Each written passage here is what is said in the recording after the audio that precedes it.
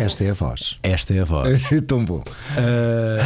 Tu também tens uma voz muito característica, meu caro. E tu trabalhaste com a voz durante muito tempo. Sim, e ainda agora faço muito pouca publicidade. Faço Intimissimi. Pá, há 5 anos. És a voz da Intimissimi? É há 5 anos. Nós já estamos. Isto já está. Isto é o pré. Isto é o pré. Vocês são sacripantes. E eu agora é que faço a apresentação formal. Hoje, o meu convidado esta semana é Nuno Eiró, apresentador de televisão, comunicador, entertainer. Eu tenho. Diz, Marco? O que é que se passa? Quer dizer, avança e depois há um problema. E depois afinal. O que é que se passa? Falsa que partida. Agora que a câmera está um bocadinho. Olá, pessoas, é o Marco. Aqui é o Marco. Já Nós vamos aproveitar isto tudo, tens noção? Claro. Isto tudo aproveitado. O Marco, no jogo do CIS, ri-se que nem um porco, pois a gente é. não pode rir. É para saberem em casa. É isso, Marco. Então vamos fazer um take 2. É mentira, porque fazer. isto tudo é válido. Tudo ficou para trás. Não é nada se estraga, Lavoisier. É Lavoisier. Nada se. Lavoisier. Perto tudo se transforma. Bom, o meu convidado desta semana é Nuno Eiró, apresentador de televisão, comunicador, entertainer. Qual destes epítetos sentes mais confortável? Comunicador. Comunicador. Sim. É um super tema, é mais lato. Sim, senhor. Estávamos a falar da voz porque tu fizeste. Eu não sei se tu começaste. Eu devia não, que nunca faço essa pesquisa. Não, perguntas e eu respondo. Pois, é mais fácil. Eu podia fazer pesquisa. De onde é que tu não, eu tenho quê? a noção que tu começaste na rádio. Eu comecei na rádio. Basicamente, eu comecei na rádio. Ou seja, eu saí da faculdade, fui estagiar curricularmente, porque tinha que ser para a Antena 3, na parte da informação. Passado 15 dias também já estava na programação, fiz os 2 estágios ao mesmo tempo, e no final desse estágio de 3 meses fui convidado para ficar e fiquei durante 7 anos na Antena 3. Ok, este é que é o busilis da nossa conversa. Como é que um homem que sai da faculdade vai estagiar para uma rádio com onda, uma rádio jovem, uma rádio vanguardista, se quisermos, Antena 3. Sim, na altura era bem mais comercialona, depois é que se passou a ser um bocadinho mais alternativa, é verdade. Mas pronto, mas a premissa sempre foi sim. de ser era o canal jovem da rádio. E na verdade éramos uma elite na RTP. E havia uma elite, sem dúvida. Eu gostava de ter trabalhado na Antena 3 quando a 3 arrancou. Até porque havia lá muita gente da Rádio Energia, que era uma rádio de referência para qualquer jovem dos anos 90. 92.4. Justamente. Como é que esse Nuno Eiró, sim, que fazia já programas na Antena 3, de repente, entre aspas, porque passaram os aninhos valentes, está a apresentar as tardes dos 760 nos Somos Portugal da TVI. É esse percurso fantástico. Vamos descobrindo paulatinamente ou queres ir já para o final? Acho que podemos, isto vai ser falado ao longo da conversa. Queres uma longa ou rapidinha? Isto é curioso porque nós, como isto é uma conversa de longo curso, essa história vai se revelar ao longo da conversa. Sim.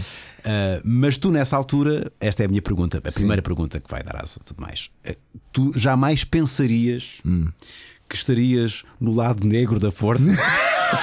Sim. Na cena mais. Até porque eu acho que nem havia lado negro da força nessa altura. Pois, eu jamais pensaria em fazer televisão, começa logo por aí. Sério?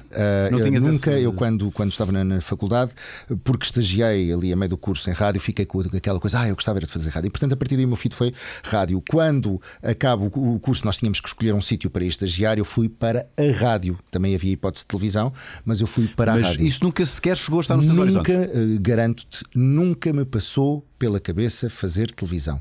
Mesmo. Foi por acaso. Foi mesmo por acaso. Porque eu também fazia jornalismo de moda na Antena 3. Sabia lá o que era aquilo. Depois aprendi e acabou por correr muito bem durante alguns anos. Foi até sair, basicamente. Da 3. Fazia o corte e costura. Havia um programa, a nossa querida Fernanda Freitas ainda estava na Cabo.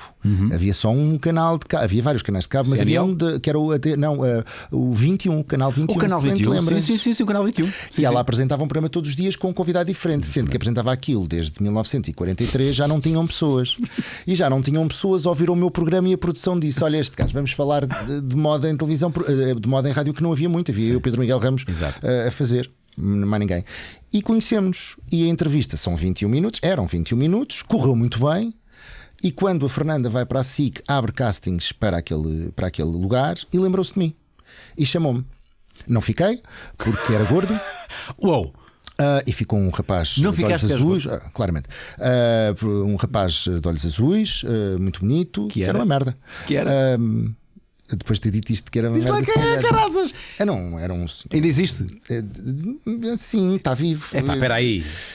Tens de dizer. Desculpa. Neri. Neri. Neri, nem sei quem é. Nem sei quem é. Mostre-te o Google. Eu não sei quem é. Pronto, não interessa aqui. A questão é: a pessoa não fazia E era para que. Para apresentador. Para apresentador com entrevistas, ou seja, apresentação de entrevistas. Eu ainda agora começámos, já me estou a enterrar todo. Obrigadinho. Repara, ele podia ser mau apresentador. Era isso mesmo. Então o mau é que já não existe. Eu não sei quem é essa pessoa. Não, como apresentador não existe. Pois, mas estamos a falar como apresentador. Sim, não, é pode isso. ser boa. É espetacular, Sim. não tem nada a ver. Não, aquilo não fazia aquilo bem, hein? Vou lavar-me. Mas tu achas que foste preterido por isso mesmo? Acho e acho muito bem. Até porque, passado 2 semanas, ligaram-me. Dizer, afinal, ainda quero fazer isto. Queremos alguém que e eu saiba ainda falar. lembro, então, mas ainda me lembro de ter respondido: os olhos azuis não funcionam. Pronto. Mas E lá ficaste fui eu. ressabiado? Não. Bom, com 2 semanas nem sequer tens tempo para ficar ressabiado. Na realidade, não, porque eu não sou assim. Eu sou ostensivamente não ressabiado.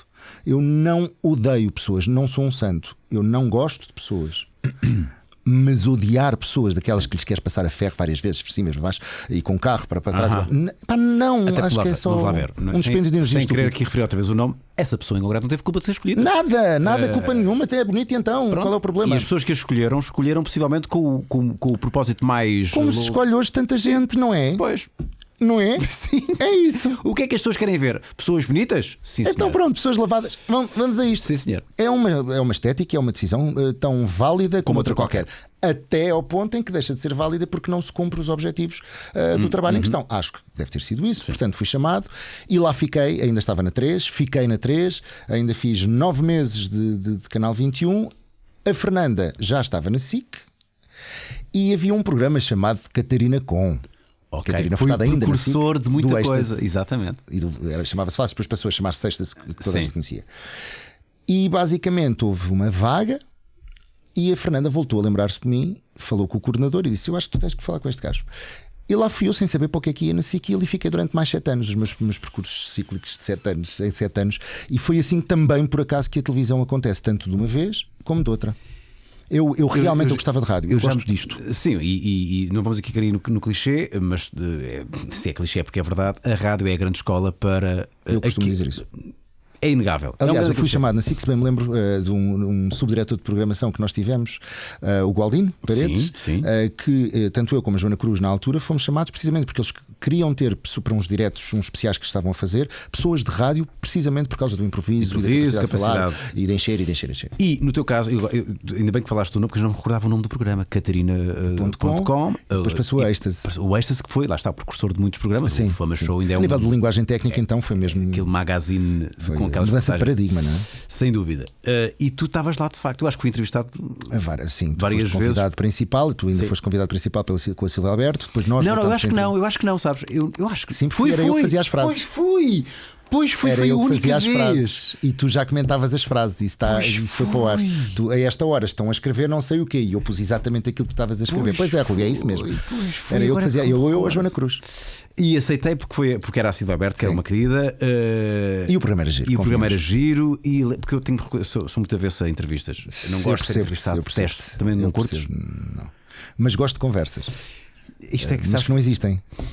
É um grande paradoxo. Eu às vezes penso com que legitimidade é que eu nego algumas entrevistas. Quando tu fazes um programa de entrevistas, onde eu me revelo mais do que qualquer outro programa. É a grande diferença entre fazer uma entrevista ou conversar.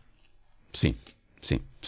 É essa a grande diferença. Porque a entrevista, e tu sabes porque és um entrevistador, porque há aqui uma espécie de quase um santo graal de quem quer fazer uma entrevista, que é transformar a entrevista numa conversa. E é difícil. Se toda a gente soubesse esse não é? O truque, como é o santo graal, como é que se faz? É muito complicado. Mas a partir do momento em que tens um guião, a partir do momento em que tens perguntas feitas, é difícil a outra pessoa, o entrevistado, sair do seu. Porque eu quero corresponder às perguntas. Aquilo que quando dou aulas, quando dou formações, a primeira coisa que eu digo é: ok, vocês têm a vossa preparação, está ótimo, ainda bem que fizeram esse trabalho. Agora deixem-se ir, ouçam. Exato. O principal de uma conversa é ouvir. Porque só se a pessoa está a responder a uma pergunta que tu fizeste e tu estás a olhar para o ponto a seguir para ver o que é que vais perguntar, muito provavelmente vais perder uma coisa muito mais interessante e vais para o ponto a seguir e perdeste ali um. E aí sim, aí é que se perdem as conversas. Sem dúvida. E mais, e é uma coisa que me chateia. Tu já percebi que tu dás aulas, já vamos perceber onde e o quê. E formações. Sim. É uma coisa que. Isto é de formação profissional. Eu, quando vejo colegas nossos da comunicação de uma forma ostensiva a cagarem para o entrevistado e mais preocupados, ao menos finjam que estão atentos, ao menos isso, porque eu acho que é uma ofensa para quem está a ser entrevistado. Se a pessoa que está a entrevistar, sim. Às vezes eu sei que é difícil, estão a falar ao ouvido, às vezes aprende-se. Mas é por isso que nem toda a gente faz isto, não é? Mantém a aparência que estás a prestar atenção. Sim, claro que o ideal é prestar mesmo atenção, mas se não conseguires isso. Ao menos mas claro que consegues, o nosso cérebro é imenso. Consegues ouvir a edição quando a edição fala, que é quem está no auricular, para quem não sabe, e consegues pensar e ouvir a pessoa. Dá para fazer tudo, é possível. É possível. É técnico, é difícil, porque ao mesmo tempo tens de estar preocupado com os tempos, não é? Porque tens 3 minutos, queres 4 minutos, o que for, e tens que agilizar isso. E depois também há outra coisa, Rui. Diz-me. Que é, há muito apresentador que gosta de se ouvir. E aquilo que digo sempre também, a informação é: nós não somos as estrelas dos programas. Quem nós entrevistamos é que é. E num limite, num paradigma que é a comunicação, que é emissor, receptor, mensagem, nós somos só a bandeja da mensagem. Mais nada. E isso às vezes também acaba por criar ruído na comunicação, porque quando queremos ser mais do que aquilo que o nosso trabalho nos leva a ser, isso dá merda. É curioso dizeres isso, porque há uma escola. Por acaso há alguém que eu tenho que ter aqui como entrevistado, que é o Nuno Daciano, que eu acho que agora não está na CMTV, acho que não, aconteceu qualquer coisa e ele tem exatamente o pensamento contrário, que é: eu tenho aqui o meu programa e eu vou aproveitar o meu programa para veicular as minhas opiniões e mandar as minhas eu não sei se ele. Isto é o que ele expressa.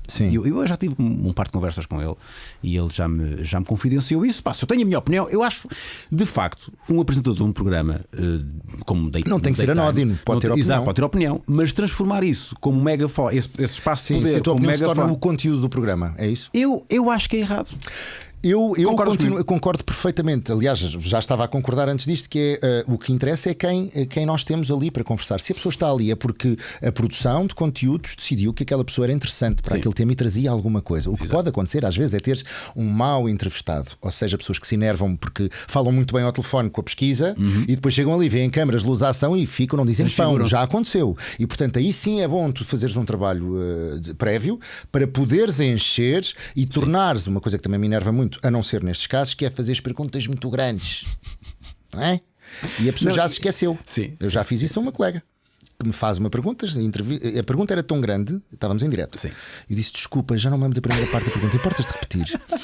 Mas isso acontece quando eu já tive aqui convidados complicados em que eu tenho que fazer a pergunta e passo a dar a resposta. E é isso, as pessoas enervam-se. E é para benefício do convidado.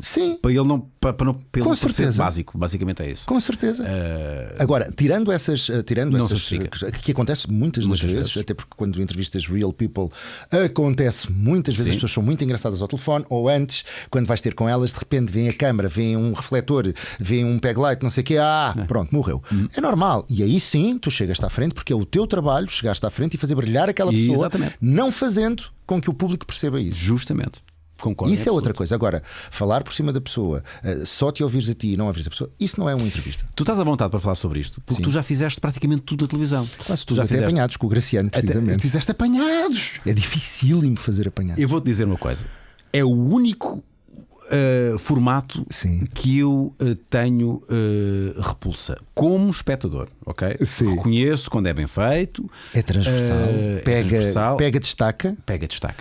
Mas o princípio de colocar alguém numa situação embaraçosa ou de conflito ou whatever, sem o seu conhecimento, e depois vir com uma declaração: estávamos a brincar, assim lá aqui para passar na televisão, estávamos a brincar, já passou, já deu, já.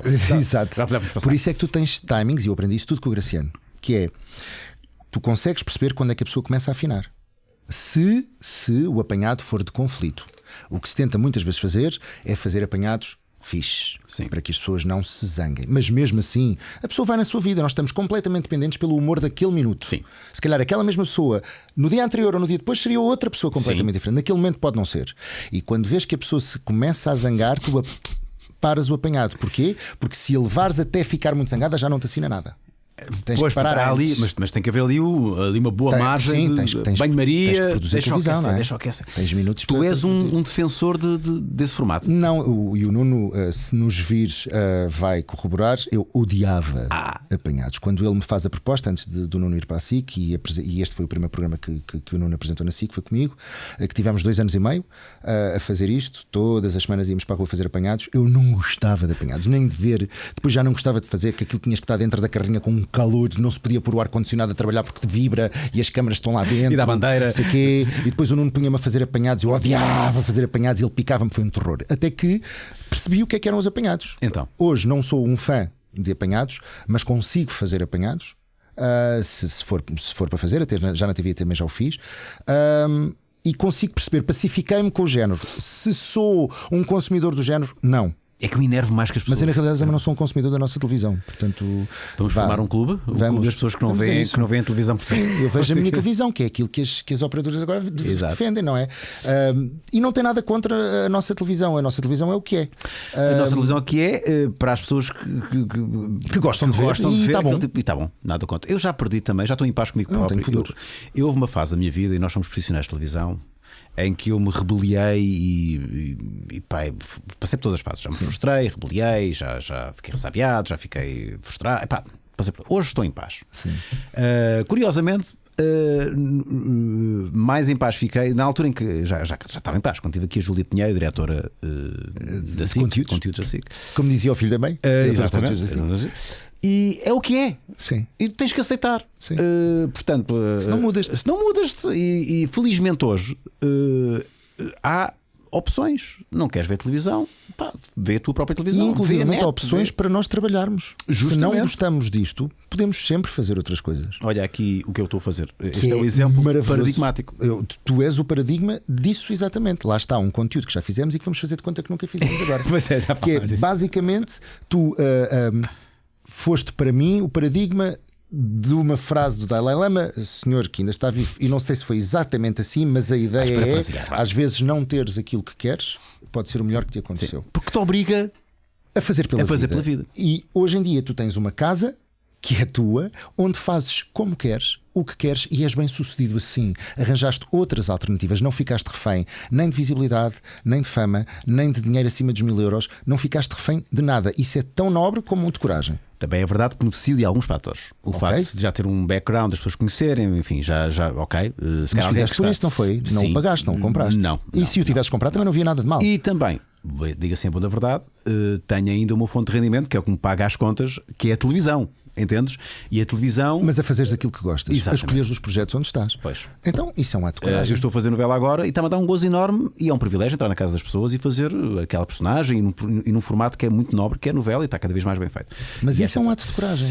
Olha, tu só tens isso porque passaste provavelmente algumas travessias mais pequenas, mais curtas, mais longas de deserto, muitas vezes. Estas travessias de deserto é o que forma o caráter da pessoa. Foi o que me aconteceu. Então quando é que tu a primeira grande travessia. Sim. Fala-me disso. E obrigado por assistirem ao vídeo. Não se esqueçam de subscrever o canal e colocar um gosto beleza. Podem apoiar o Maluco Beleza por apenas €1 por mês e terão acesso a conteúdos exclusivos e recompensas. É só ir a patreon.com/ruiunas. Obrigado. O estilo Maluco Beleza continua na moda. Maluco Beleza.